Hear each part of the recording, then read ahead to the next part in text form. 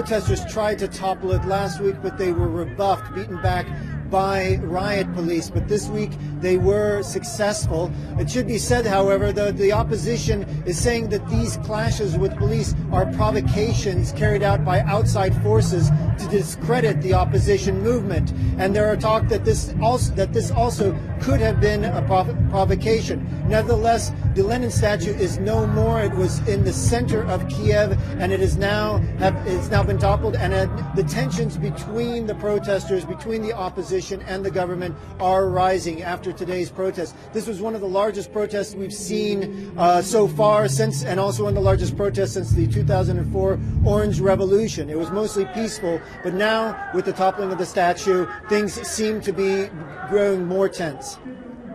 Well, the police presence in the center of Kiev around the protest behind me is minimal. There are some police officers out there, but they're not as present. They don't really come across them. But it should be said that around the government buildings, not far from here, the presidential administration, the cabinet of ministers where the prime minister sits, and the parliament, there is a very heavy police presence. In fact, they've set up barricades with riot police behind them, ready to fend off the protesters should any incident start.